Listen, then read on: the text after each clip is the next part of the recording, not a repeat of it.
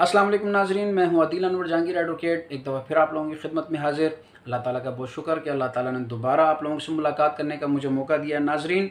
अगर आप लोगों को मेरी वीडियोस पसंद आ रही हैं तो काइंडली मेरी वीडियोस को लाइक भी कीजिएगा, सब्सक्राइब भी कीजिएगा और नोटिफिकेशन की खातिर आप लोगों को रिक्वेस्ट है कि आप जो बेल आइकन है उसको प्रेस भी कीजिएगा ताकि आने वाली जितनी भी मेरी वीडियोस हैं उनके नोटिफिकेशन आप तक पहुंच सकें और आने वाले वक्त और मौजूदा वक्त के मुताबिक जो लीगल इश्यूज़ हैं उनके ऊपर आप बाखबर रहें।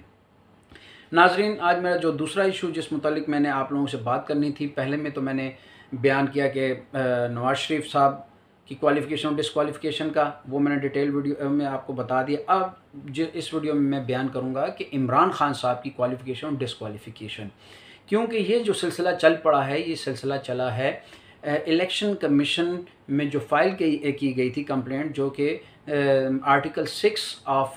पॉलिटिकल पार्टीज़ ऑर्डर के तहत दाखिल की गई थी, जिसमें इमरान खान की पार्टी को बैन करने के लिए, उनकी पार्टी में डिसक्वालीफाई करने के लिए इस पिटीशन को दाखिल किया गया था कि जी उनको फॉरेन फंडिंग मिल रही है। तो इसमें जो सबसे अहम चीज़ है, जो मेन इशू है, वो है आर्टिकल 13 का, जो कि उनकी तरफ से उठाया जा रहा है सवाल। फॉरेन फंडिंग या जो भी फंडिंग उनकी पार्टी को हुई है उनका प्रॉपर हिसाब नहीं दिया, जबकि कानूनन ये improper maintenance of the book of the record of party है, जिसकी खातिर जो सेक्शन 13 है वो कवर करता है, जिसमें ये है कि जी हर पार्टी अपना जो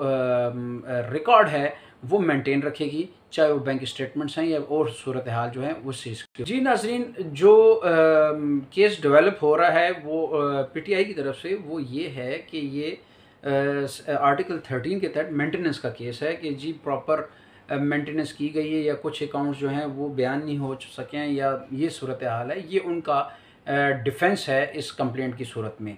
तो आर्टिकल 6 में तो जो है वो मेंबरशिप के मुतालिक है, फिर कंट्रीब्यूशन की बात होती है। तो कंट्रीब्यूशन में ये कहा जाता है कि जी आपको चाहे इनफरादी तौर पे या किसी तौर पे भी आपकी पार्टी को कंट्रीब्यूट किया जा सकता है। उससे बाज़ लोग डोनेशन करते हैं,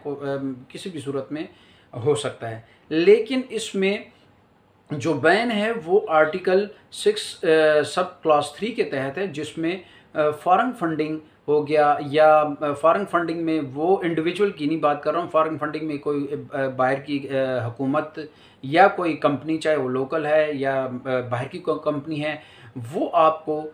फंड कर रही हैं, तो उसके ऊपर ये केस प्रोहिबिटेड फंडिंग में आता है। फॉरेन फंडिंग अलग चीज़ है और प्रोहिबिटेड फंडिंग में ज़मीन आसमान का फ़र्क है। इस चीज़ को सामने ज़रूर रखिएगा। असल में जो इमरान खान साहब के केस में चीज़ आई है वो ये है कि बहुत से अकाउंट का उन्होंने क्लियर कट जवाब जो है वो दिया नहीं है, जिसकी वजह से वो उनके बाज़ जगहों पे उनके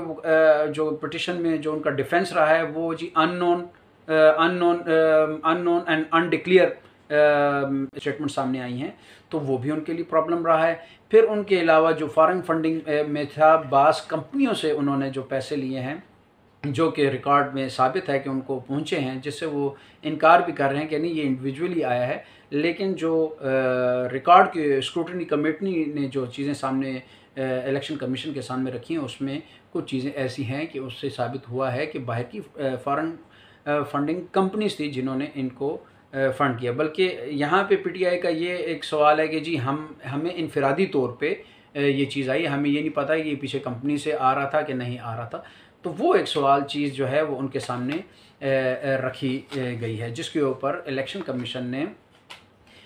जो है वो फ़ैसला दिया है पीटीआई के ख़िलाफ़। और पीटीआई के ख़िलाफ़ जब फ़ैसला आ गया तो उसमें आर्टिकल 6 सब क्लास 4 के तहत कॉन्फिस्केशन है, जो पार्टी की जो ममनुआ फंडिंग होगी वो उसका अमाउंट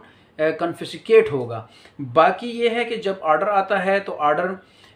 के आने में जब ये चीज़ आ जाती है तो उसके बाद इलेक्शन कमीशन जो है वो नोटिस जारी करता है पार्टी के हेड को कि जी आएँ और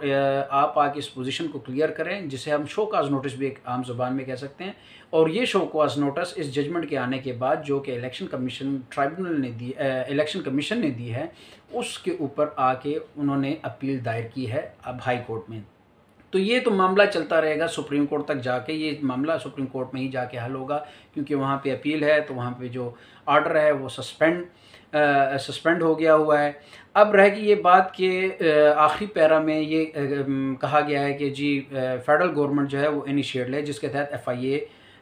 کی انویسٹیگیشنیں شروع ہو گئی ہیں عمران خان صاحب کے خلاف اور ان کے کلیگ کے خلاف۔ وہ ایک علیحدہ ایک ایشو ہے، اس کے اوپر میں ایک علیحدہ ویڈیو کروں گا کہ آیا یہ کرنا چاہیے تھا کہ نہیں کرنا چاہیے تھا۔ کانفسکیشن کی حد تک ان کے اکاؤنٹ کو سیز کرنے کا تو یہ اختیار الیکشن کمیشن کو حاصل ہے۔ کہا کہ جو نواز شریف صاحب کے خلاف جو ججمنٹ آئی تھی 2018 میں، اس میں لائف ٹائم بین کیا ہے، جبکہ الیکشن ایکٹ 2017 کے تحت جو ہے جو ڈسکوالیفیکیشن ہے وہ 5 سال ہے۔ تو حکومت وقت کی، کیونکہ اس ٹائم پہ PDM کی ان کی بھرپور کوشش ہوگی کہ عمران خان کو مستقل طور پر ڈسکوالیفائی کیا جائے نواز شریف صاحب کی طرح، تو وہ کیس ان کا بنتا نہیں ہے، کیونکہ ڈسکوالیفیکیشن کے لیے جب آپ کے الیکشن ہو رہے ہوتے ہیں تو خود سے الیکشن کمیشن، کیونکہ یہ بیسیکلی کمیشن ہے، خود سے وہ کسی کو ڈسکوالیفائی یا وہ نہیں کر سکتا جب تک کہ ان کے پریزائڈنگ آفیسر کے سامنے نامینیشن پیپر نہ آئے ہوں، نامینیشن پیپر آئے ہوں، ان کے اوپر اعتراض آ گیا ہوں اور اعتراض ایکسیپٹ ہو جائیں، تو اس صورت میں ان کی ڈسکوالیفیکیشن سامنے آتی ہیں۔ اگر کوئی ڈسکوالیفیکیشن ہوگی تو وہ سپریم کورٹ سے ہی ہوگی، یا جیسا کہ میں نے آپ کو کہا کہ 5 سال تک کے لیے ڈسکوالیفیکیشن نارملی ہوتی ہے۔ پولیٹیکل پارٹیز کے ممبران جو کہ اس وقت ڈسکوالیفائی ہیں ان کو بھی اس کا فائدہ پہنچے گا۔ تو ناظرین بنتی ہے کہ نہیں بنتی، دونوں صورتیں میں نے آپ کے سامنے رکھ دی کہ کن صورتوں میں ان کی ڈسکوالیفیکیشن بنے گی، کن صورتوں میں ان کی ڈسکوالیفیکیشن نہیں بنے گی۔ تو ناظرین بہت بہت شکریہ، آپ نے میری اس ویڈیو کو دیکھا، مجھے ٹائم دیا۔ اللہ تعالیٰ سے دعا ہے کہ اللہ تعالیٰ آپ کو آسانیاں تقسیم کرنے کی توفیق عطا فرمائے۔ بہت بہت شکریہ۔ السلام علیکم۔